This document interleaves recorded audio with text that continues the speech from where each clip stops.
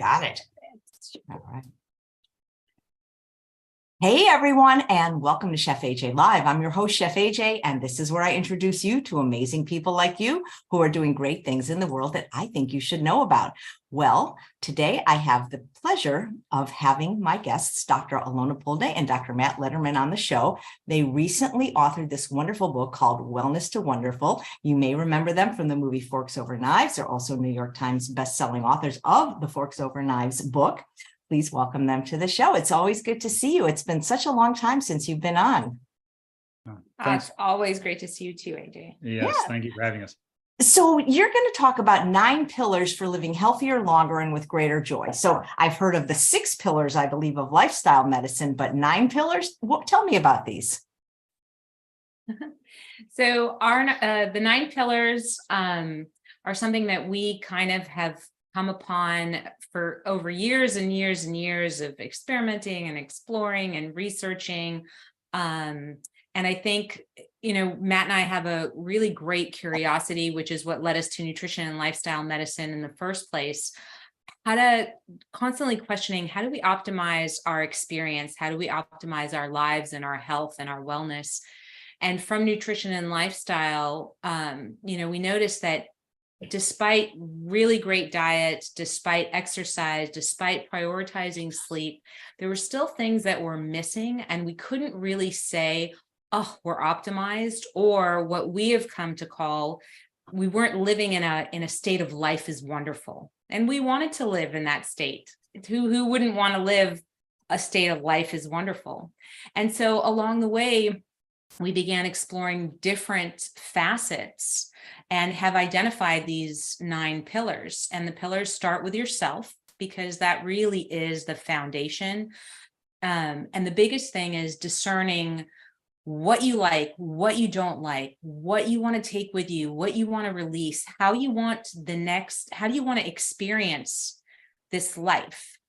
Right. And in that discernment, there are these other pillars that you can tend to pay attention to. And when you do, life really feels wonderful. And those pillars are sleep, nutrition, activity, play, which is what we call the internal world, what we can optimize on our own, and allows us to be resourced enough to then go and relate to our external world, which is our friends, our family, our work, our spirituality, and the natural world.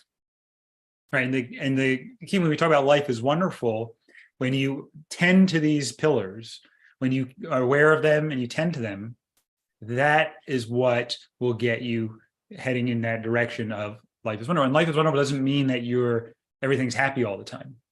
It means that overall, you're really doing wonderful. And you can have your downs, you have your ups, and you're going to get through them.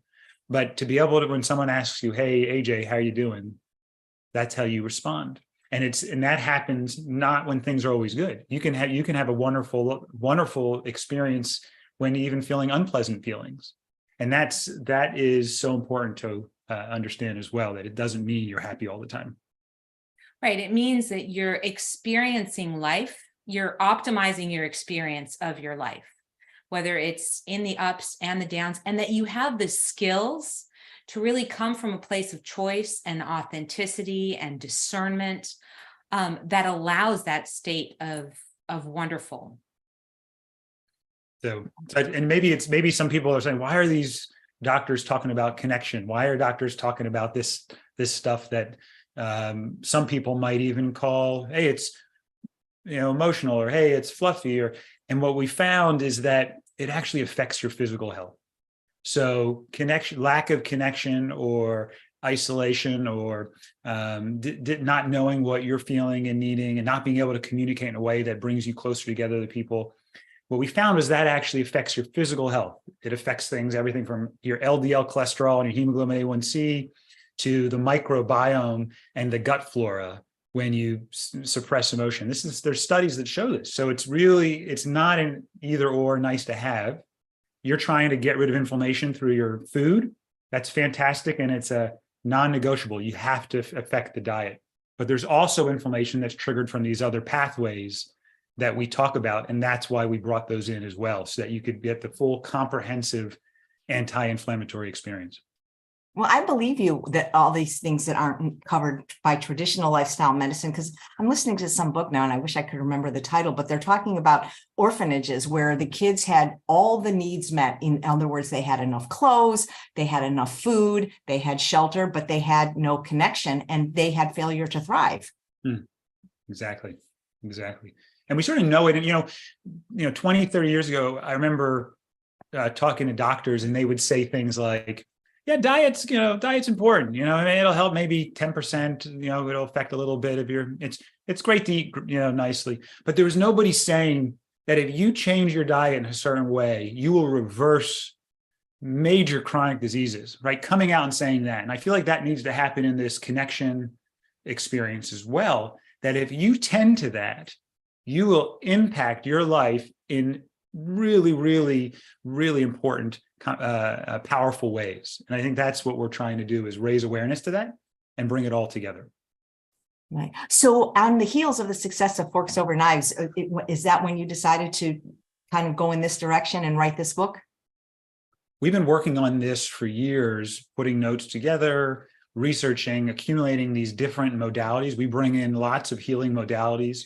We still rely on, we value Western medicine. We value nutrition and lifestyle medicine. We bring in trauma-informed care. We bring in somatic awareness, and we bring in pain reprocessing. We talk about polyvagal theory, and we bring Chinese medicine. When you bring all of this together, it takes little time to not only become proficient in all these areas. For example, I got certified as a certified trainer of nonviolent communication. That took 4 years of training, and I just completed the certification at the beginning of this year. That's another piece that's really important, but it was actually, for me, harder than medical school, right? Learning it's almost as long as medical school. Exactly. So it took us some time, and it's been something that's been growing, and we've been adding to it. And we finally got to a place where we said, hey, we have a model here, and we were able to distill it into something that's really applicable, really accessible. And yeah. And I think it also came from personal journey as well. Do you want to share that? Yeah. So for example, I had the cleanest diet, exercise, checked all the boxes, slept the 8 hours I needed every day. I was checking all the wellness boxes, right? Fitbit looked fantastic, the perfect number of steps, but I got chronic back pain and sciatica, and I couldn't get rid of this. And I was going to look at surgery, even though surgery was not shown to improve or help people, but I was desperate. People in my situation, right, with my symptoms, surgery wasn't shown to help. But I was so desperate, I was talking to orthopedic surgeons, and I came across one that talked to me about some of the pain reprocessing. And this was many years ago, right? And I said, wow, this sounds a little bit crazy. And I said, but that's my response was when I first was exposed to a plant-based diet. I said, this sounds a little bit crazy. And when I explored it and I jumped in, I started learning, I said, oh my God, this makes a lot of sense. And then I tried it on myself, similar to what I did with the plant-based diet. And I felt fantastic. I ate beans and rice for a week, and I thought I was going to feel miserable, and I felt fantastic. Similarly, with these other issues, all of a sudden my chronic pain went away. And I was like, holy cow, how is that possible? And that fueled continuing to learn and explore and connect with these experts and continue to add this to our treatment model. That's amazing. And do you guys work with patients personally? Yes. So we have our website is WeHeal.health. And we have a couple other doctors that we've trained. We all practice with this modality, these integrated program. And we have health mentors, and our health mentors, we have a nutrition and lifestyle mentor, connection mentor, trauma recovery mentors, and we all work together as a team to support clients. We also have classes. We have different, we have support groups. So Alona, for example, runs a weekly, healthy weight support group. And then we have fundamentals of nutrition that runs every month. Nutrition and kitchen, essential kitchen principles, right? So there's all different things that we put together, whether we're working individually or people want to work in groups in these support groups, or they want classes, so that we can support people. And that's the key, right? getting to this state of life is wonderful, and optimizing or tending to these 9 pillars is not a destination, right? It's a flow. That's why it's this infinity symbol is and it's a flow that you tend to, and they can get in and out of balance. And the key is to be able to identify when you sort of fall off the path and have the skills and resources to get back on the path. Not that you're going to stay on the path where there's a destination. And, just the other day, I was telling Alona as we were preparing for the book launch that I said, oh my God, I went and sort of did a little intake, and one of my pillars around play was way out of whack. And I said, wow, I really need to tend to this. And I was able to go away with some friends for the weekend from college friends. And I came back, and wow, did I feel restored. And even though I had a cold and I was feeling under the weather physically, life felt wonderful for me. I was so restored and rejuvenated and connected that it was, and had so much play and presence and fun. So that to me is an example of right before my eyes where, hey, I'm not always living where everything is tended to, but I was able to assess and use this framework to get into it, and then had skills or resources to address it. I think that's the key, is that this framework, one, it's interdependent. And we know that, for example, when we don't get a good night's sleep, we tend to make, we have a tendency to make less healthy food choices. When we are stressed out about work or in conflict in relationships, whether it's with our family or our friends, we have a really hard time sleeping. We don't really want to engage in play. And we, again, may not make the healthiest decisions around food. And so all of those are interrelated. And the idea behind this model, the 9 pillars, is to allow yourself to take inventory. So when you're not feeling that state of life is wonderful, it's not about not being able to do it or that it's an impossible thing to attain. It's more, oh, this is my opportunity to kind of pay attention to which pillars are off balance and what can I do about that? Right, because it's really helpful to, once you identify the pillars, you have insight into these needs that you want to tend to. And when, like Alona said, one affects the other, and they're bi-directional. So if you don't sleep well, the studies show, like if you take groups of people and you give one group 6 hours sleep, the other group 8 hours, and you tell them both to eat the same food spread as much as they want until they're full or satisfied, the group that only slept 6 hours will eat hundreds of calories more before they stop eating. So just getting 8 hours of sleep affects your nutrition and affects your ability to your caloric intake. And the flip side, like Alona said, if you're disconnected or you're mobilized and you're in this state of fight or flight all the time, it's going to be very hard to fall asleep. So then you're not going to get, so that's why tending to your nervous system and regulating it, which we talk about, will help your sleep, which will ultimately help your food choices. And to me, that's the key, is that don't just focus when you're living in a state of life is wonderful, meaning you've tended and are aware of these pillars, everything else will fall into place. So now you can just focus on that instead of saying, I got to focus on my sleep and I got to focus on my diet. I got to focus on my exercise, right? So it makes it a little bit easier. Well, play is my favorite one of your pillars, and that is a non-negotiable for me. I've had the food dialed in for a long time, but a life without play is just very drab. Dreary. What are one of your favorite ways to play? Oh, I do comedy. So a lot of people think this is like, this is my job, but it's not my passion. My passion is comedy. And I take 7 acting classes a week. 7. Wow. Wow. Like, that's why we have a hard stop today, because I have 6 hours of acting classes today of improvisational comedy. And one of my classes is remotely in LA. It's from 10 to 1. So I do not negotiate with play. That's like, well, I don't negotiate with any of them because they're so important. Sleep either, but you got to have play. And I worry about Charles because he doesn't play, and play is like, I don't think we should stop playing because we grow older. I think we grow older because we stop playing. Right. And I think one of the things that people might not know is, my guess is one of the things that makes you so successful is the fact that you tend to these other pillars. And that if you are lacking play in your life, I think it's going to affect your ability to do the other things that you want to do. So it's not just the nice to have. I think it's essential. Well, you remember that old old saying, all work and no play makes Jack a dull boy, you know? I mean, there's some truth to that. Hey, you're not going to believe this. This is so wonderful. Stephanie, who's watching live, said she got your book yesterday. She's only in a few chapters, but it's already fabulous. She highly recommends it to everybody. And she actually has a question. She says, in your pillars connection, you talk about connection to others, but also about connection to self. Can you please explain that a bit? The connection to self. Yeah. Absolutely. Well, first, thank you so much for those kind words. We really, really appreciate that. That is wonderful to hear. And I'm taking that in. So self, the pillars, self is at the center of our model.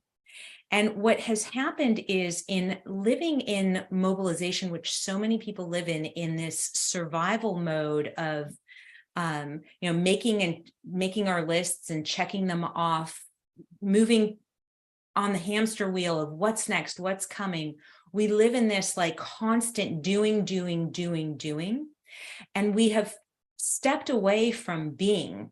We've become really disconnected with ourselves in the sense that we're almost on autopilot most to all of the time. And so self-connection is a real opportunity to be present to you, really, and to connect to, we use the word discerning, to discern or take inventory or connect to, what do I want in this moment? What do I want for this day? What do I like? What do I not like? I often think of self-connection. I think of the movie Runaway Bride with Julia Roberts. And I don't know if anybody's seen it, but there's this one scene where she has always kind of adopted her fiance's personas. So if they have this egg scene, if they like scrambled eggs, she likes scrambled eggs. If they like poached eggs, she likes poached eggs, whatever that is. And in this one scene, she's trying to figure out, what eggs does she actually like? And so she has them all in a row and she's tasting it for the first time, trying to think, who am I and what do I actually like? And so that is the opportunity for self-connection. And when we can do that, then we can see, we connect to needs that we have that are universal. We connect to, oh, I do have a need for play and it isn't being met. It wasn't even in my awareness because it wasn't on my checklist. I do have a need for activity, but I don't like going to the gym for an hour. What are other things? What do I like? Do I like to go dancing? Do I like to take a walk? Do I like Pilates or yoga? So it's that opportunity. Right. That ability to really look authentically, right? Hey, what is alive in me? What am I feeling?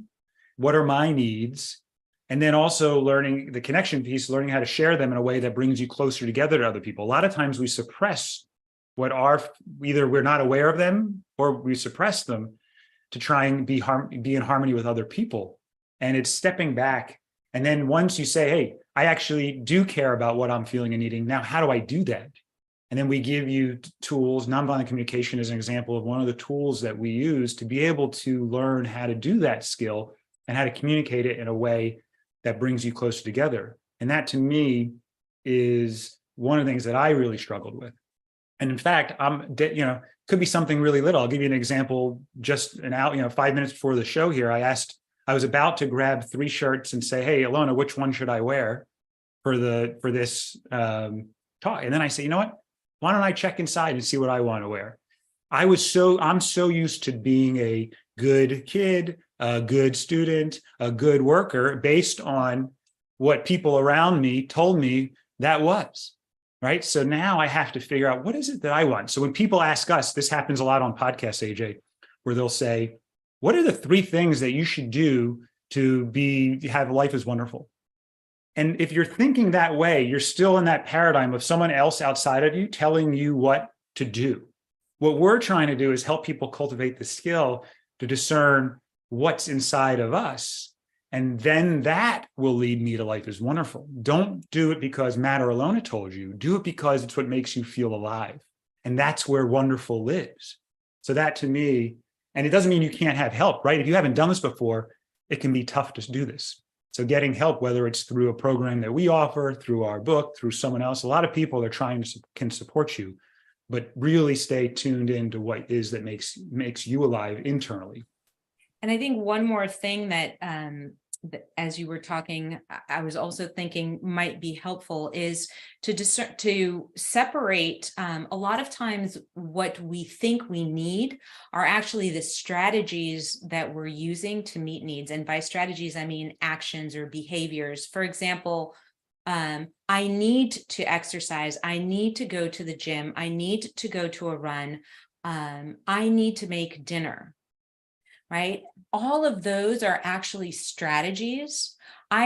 We do need movement. Movement is a need, a universal need. Do we need to formally exercise? That's one strategy. Can we go play basketball or soccer at the park? Sure. And that's movement. Can we dance in our living room? Absolutely. That's movement. So there are a lot of different ways to meet this need. I need nutrition. I need,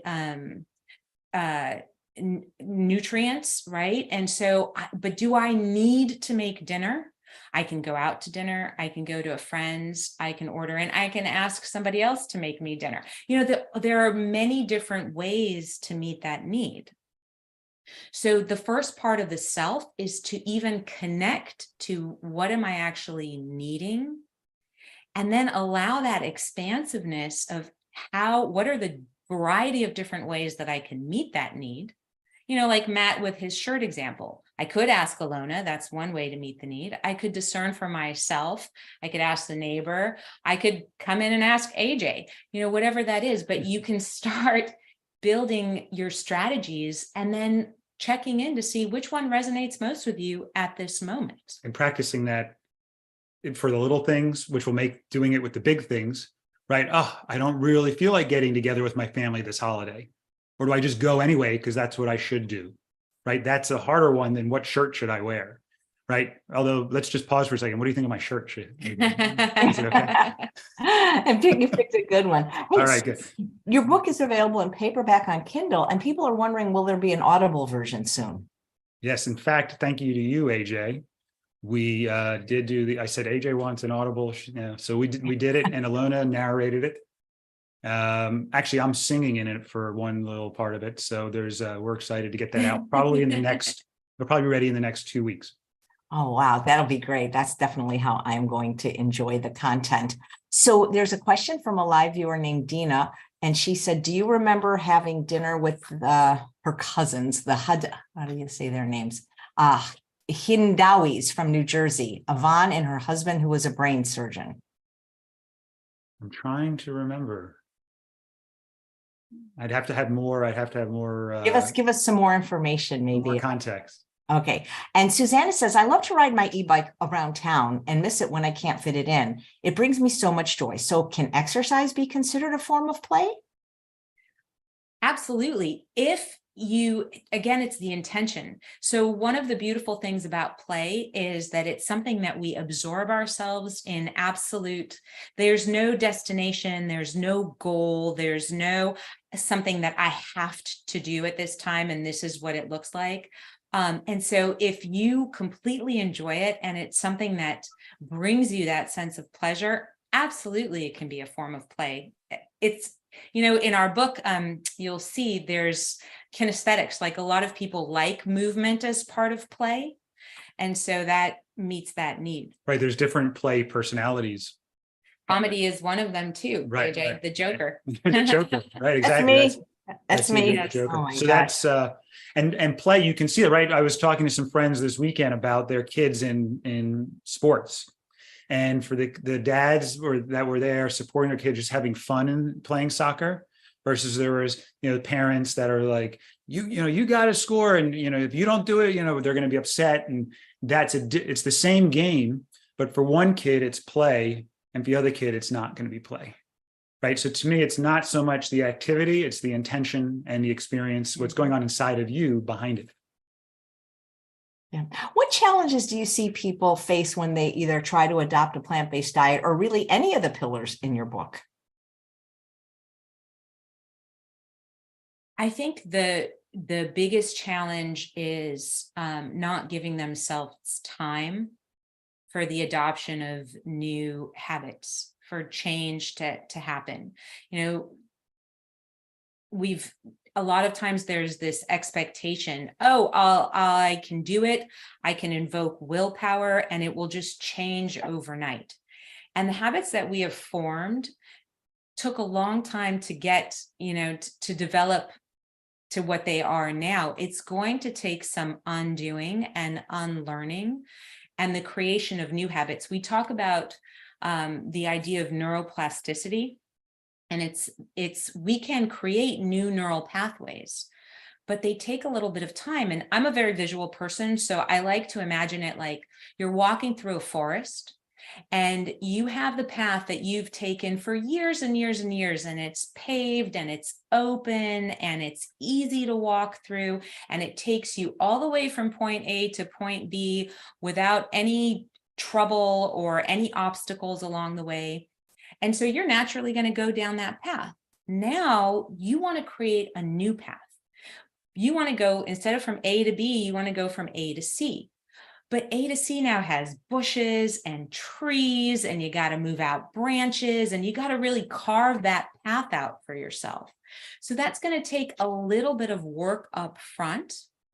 And if you're not mindful of that and you're not kind of committed to that, it's very easy to just go down the old path that you took because it's ready for you. It's waiting. It's inviting you in. And a lot of people, the way they try to change paths is they point out what's wrong with path A to B.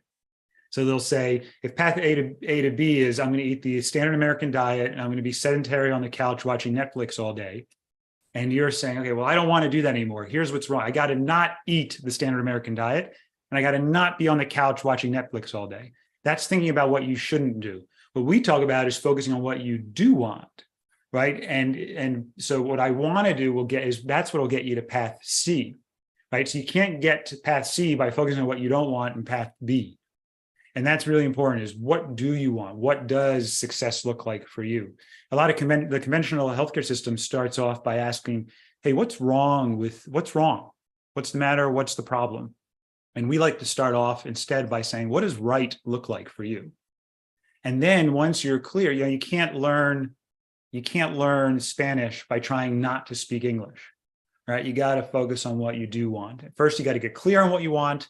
That's self-connection, figuring out what your feelings and needs are, what you're liking, what you're not liking. Then you can say, this is what I do want. And then you make clear requests and doable strategies to head in that direction and to support you when you accidentally fall down or head down path B, right? Because that's going to happen. But hey, we can continue, paving that new path. Nice. So let me ask you this. How do you know if wellness has been achieved? Like, like, for example, if somebody comes to see you for high blood pressure and you put them on a plant-based diet, you can measure their blood pressure and see that it's gotten better. But with these pillars, how does one know? How do you know? So this is one of those things, again, there's a static and a sort of a dynamic way of looking at the world. And if we think about wellness has been achieved, is this sort of static destination, which is how a lot of people think about it. What we're trying to shift in this book is that dynamic. How do we stay connected and tuned in to our pillars for the rest of our lives? Because what pillar is out of balance today will be different to what's out of balance a week from now. And even if all of your pillars are tended to today, a week from now, something might be out of balance. So to me, it's more not, hey, you got there, congratulations. It's how are you doing in the present moment? And we're going to be checking in. That's what our providers, right? Our team does with everybody, is how are you doing right now in this present moment? What's alive for you? What's alive in you? What are the pleasant feelings that you're feeling? What are the unpleasant feelings? When you get these unpleasant feelings, they're really helpful. They tell us, hey, there's certain needs of yours that aren't being met in this moment. And that helps us hone in on where we want to spend more time. A lot of people we talk about this too in the book, right? How do we navigate unpleasant feelings, right? It's not to try and reframe everything in the positive. It's not trying to avoid them from happening. It's actually learning how to embrace these feelings and then let them flow through. And actually, what stimulates a sense of inner peace is not when your needs are met. It's actually just connecting to your needs, even when they're not met. That awareness and self-connection is what will start stimulating peace. You don't actually have to meet them, although it's nice to. And when we do connect to them, we have the ability to take action to meet them. But all those needs in your life don't have to be met in the moment to feel this sense of inner peace and expansiveness and satisfaction in your life. And I think it's kind of like, again, like we've all experienced colds or viruses where our body just kind of feels off. We feel out of balance. And then it passes and our body finds its balance again. It's kind of that same analogy. Like we don't quite realize how great it is to be in that state of life is wonderful until we experience that. We step out of, in this survival mode, again, that so many of us are in, burning the candle at both ends, feeling exhausted and depleted. And there's this isolation and disconnection and a lack of joy. The opportunity that exists is to that's kind of the illness, that's kind of the flu, right? That whatever it is that we're feeling. And when we can take inventory and we can start kind of poking our head up and saying, okay, I have options here. I don't have to feel like I'm sick all the time. And these are the things that I can tend to make that life experience more wonderful. Yeah. Thank you. Susanna says, when somebody who follows these principles, eats the way that you recommend, occasionally has a poor night of sleep, what strategies do you suggest to get through the minefield they experience, the minefield of eating the next day? So I guess she's saying that poor sleep affects her ability to stick to a healthy eating plan. So there's a couple of things here. I always back up. Sometimes we try to go right to the strategy. What do I have to do to fix this? And what I would want to do, again, we talk about the self first. I'd want to connect to the self.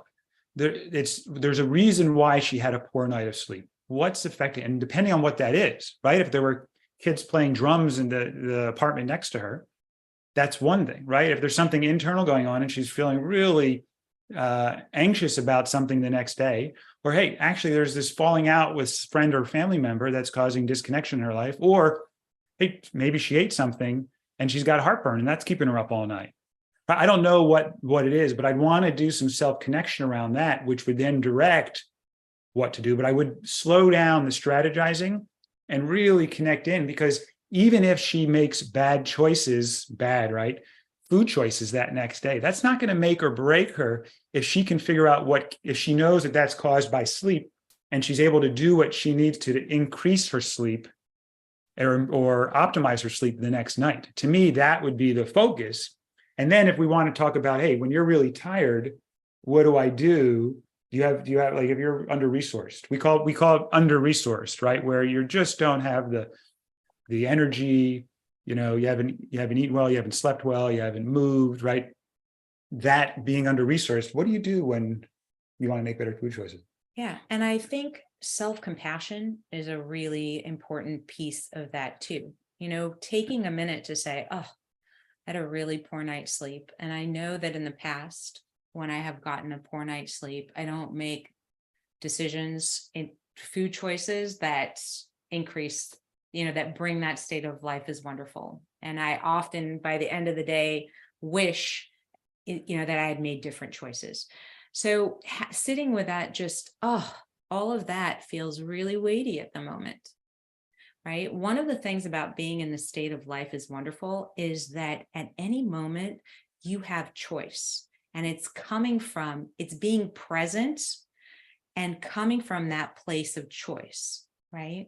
And so recognizing, so that could be anything, we talked about strategies, right? That could be anything from choosing, I'm really tired today, and the best that I can do is making food choices that, I might regret later, but that's what I need to do now.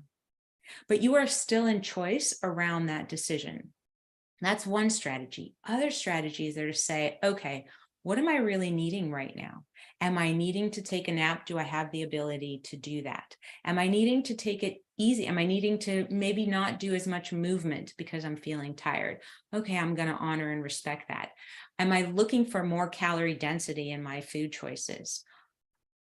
I'm going to hear that. And then in that, even, I'm looking for more calorie dense choices. Can I do that, with some of AJ's delicious desserts?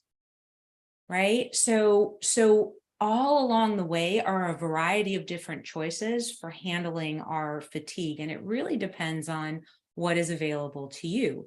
And then, sometimes it's expressive writing or journaling through, I'm really feeling tired, and that tired looks like this. I just want to eat, all of these comfort foods that I'm going to regret later, and so on and so forth. And you unravel kind of what's happening inside of you and get more clarity on what's even happening. What are you really desiring? What are you needing at that moment?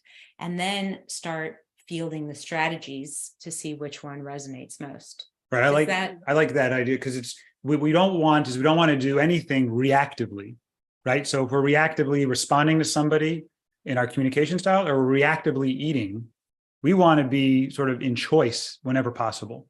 So the choice, for example, is not that you can't eat whatever foods you're thinking about, but hey, I really want to make sure I'm making choice and not just reactively or impulsively putting it in my mouth. So when Alona suggests, just do, say, hey, I can eat whatever I want, but I first want to do 5 minutes of expressive writing first. And then I'll check in with what I want. And then, hey, is a little bit extra guacamole going to do the trick? Or do I need to go right up to, Chef AJ's peanut butter pie?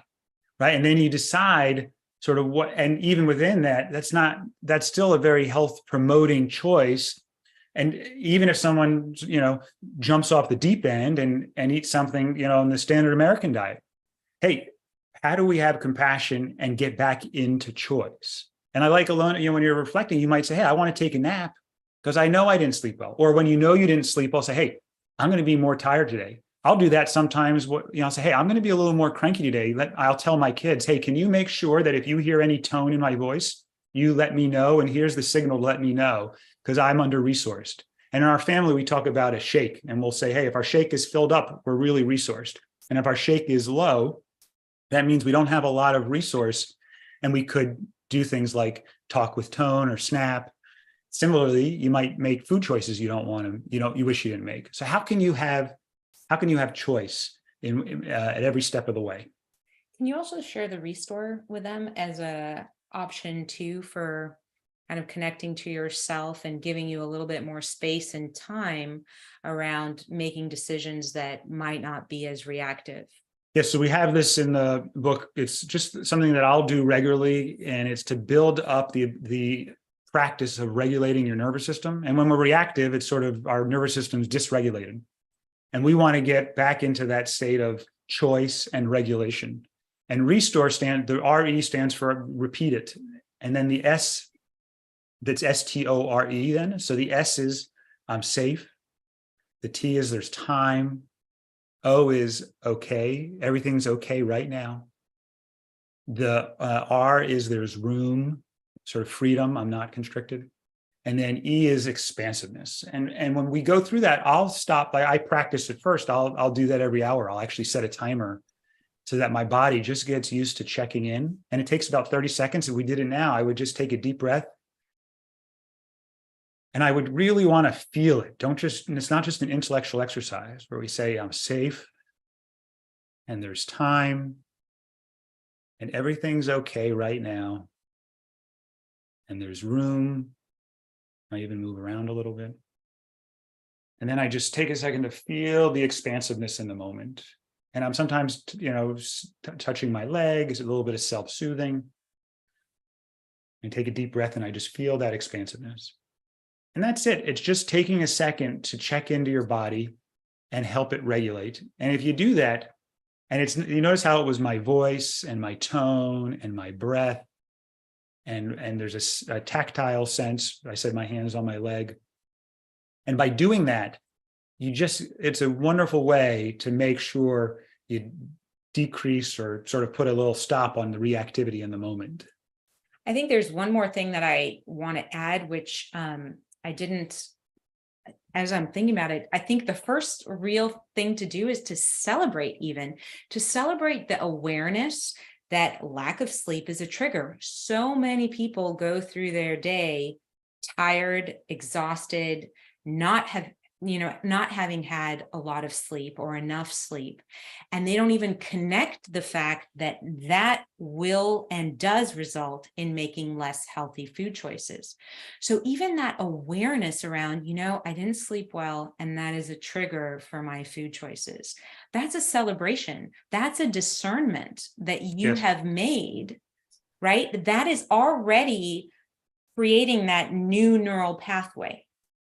And that discernment is so key, because once you wake up and say, oh, I slept poorly, I'm checking in, I can feel my body's tired, you can do things like, for example, AJ, schedule another improv class and say, I better load up on the improv classes, because if I'm at home with me in the fridge and I'm tired, it just takes one call from my boss and there we go. The shake's going to be completely empty. I'm going to be neck deep in the freezer. Right. So that, to me, that discernment is what we're talking about, that connection to self. And or today is a day where I'm going to probably partake in more calorie dense foods. Let me choose the healthier versions of those foods. Right. So that discernment is what is creating that new pathway. And it's amazing. And that's what the Restore also gives you the opportunity to do, to just take a minute, to take a beat, to acknowledge, to connect to self, and to really create that new pathway of, I don't have to associate lack of sleep with poor food choices. I actually have other opportunities and other choices I can make. And it's so much more wonderful when you do that versus say, oh, how do I avoid the fridge? I got to avoid it. And then for 12 hours that day, it's just you in this white knuckling fight with whatever food you're trying to avoid, which is miserable. Even if you successfully avoid it, that was not a life is wonderful day. So I love switching it around in this way, and just really being able to check in like we're talking about. Yeah, no, that was really helpful. She had did a follow-up post saying that it was her sleeplessness was because of either family stresses or anxious thoughts about what her kids are going through. Also, so she doesn't have a clean environment because she has like 8 kids. So for me, the most calorically dense thing in the house is beans at 600 calories per pound. So I just don't have anything in my environment. So it's never an option, Right. for me. It's a lot of work. It's a lot of work for you to go out to some place and get calorie dense food. Right. Especially where I live now. I mean, the closest store is like 20 minutes away. And it's like, do I really want to put shoes on and get in the car and drive? Nah. So you set up your environment in this way that makes it even easier to support your goals.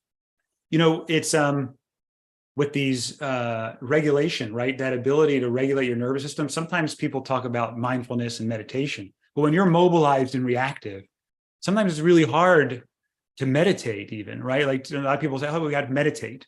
And we love and really support meditation, but this Restore method, this 30 seconds of checking in and doing that over and over again to build up that is a wonderful way to regulate the nervous system so that you don't have, even for people who struggle with meditation, because we'll have people that'll say, I just can't meditate. So that builds that ability, that mindfulness and self-connection without having to formally meditate. Yeah, great. So back to, did you have dinner with the people? She's saying they were from Iran, I believe. They passed away. This is like can you remember one dinner a long time ago? Let's see. Rima and Eric. She's a judge. Does that ring a bell? Morristown, New Jersey. I used to live in Morristown. I'm going to have to figure this out. You're going to have to ask your dad, maybe. You'll have to come back and I'd love to remember this now. Now it's going to.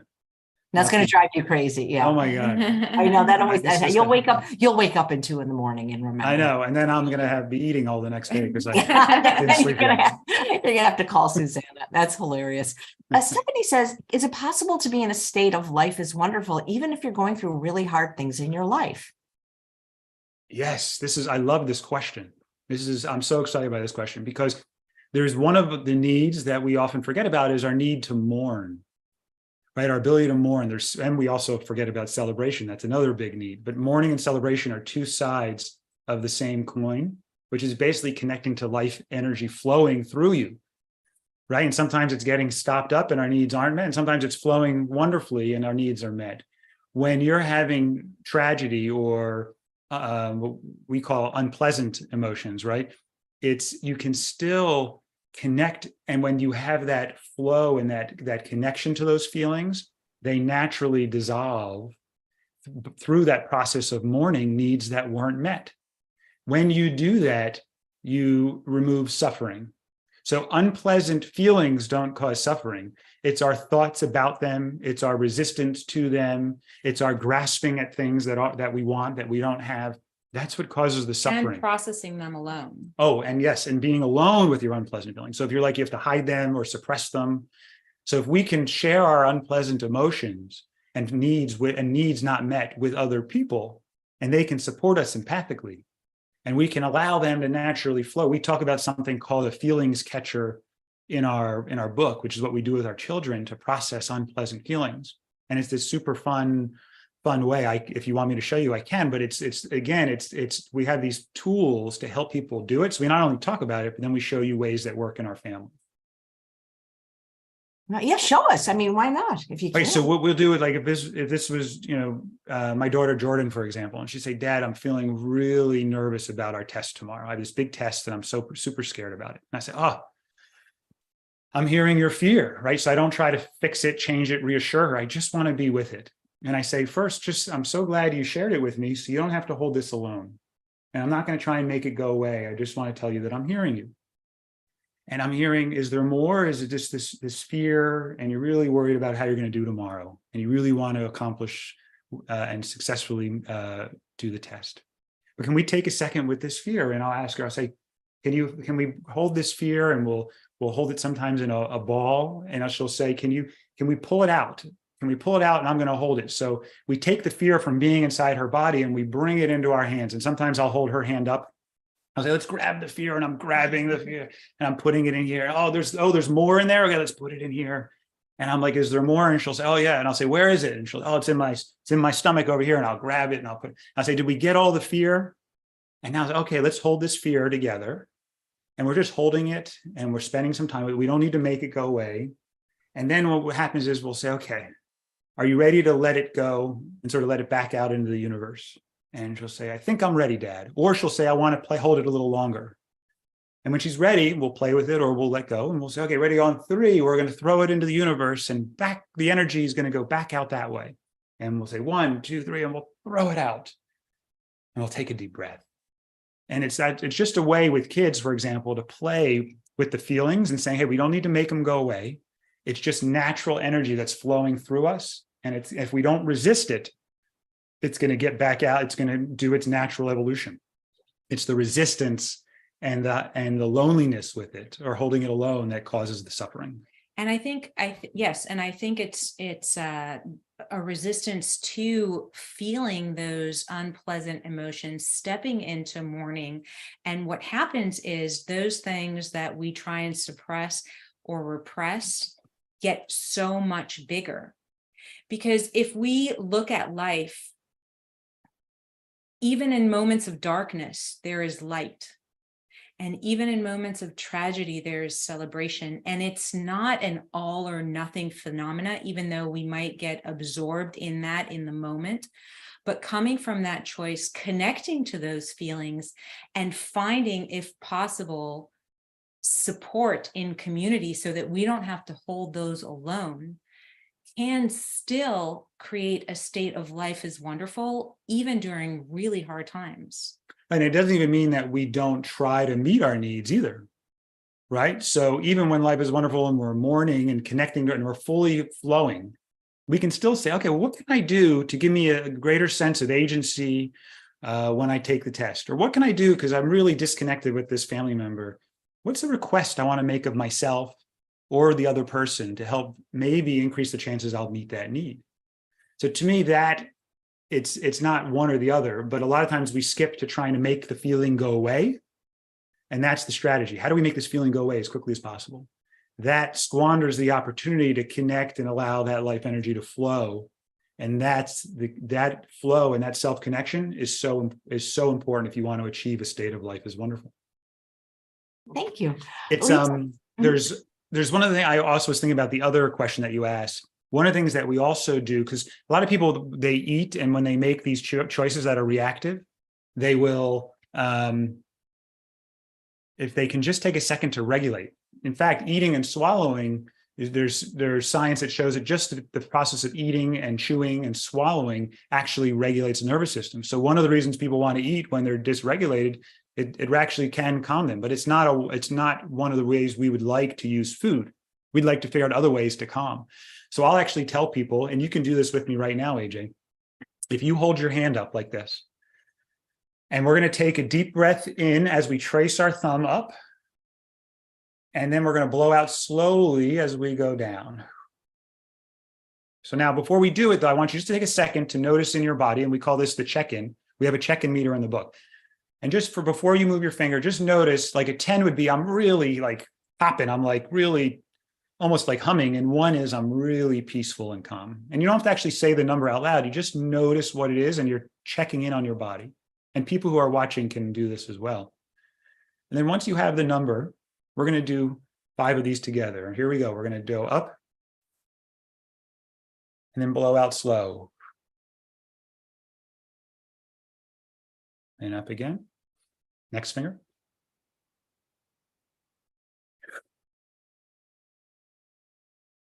And the third finger. And blow out. And the fourth finger.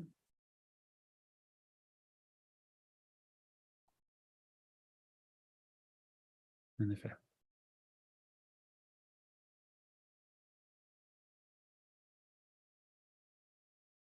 And then we're just going to take another second to check in your body and notice the number. It could have gone up, could have stayed the same, could have gone down.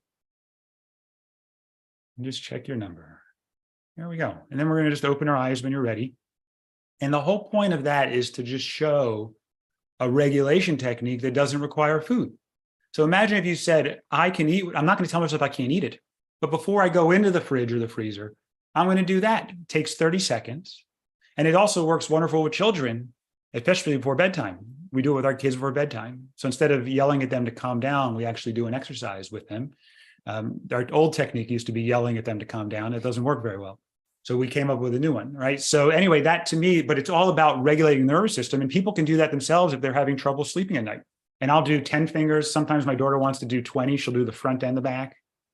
But once we learn these tools, all of a sudden we can tend to our bodies in ways that help us achieve our goals.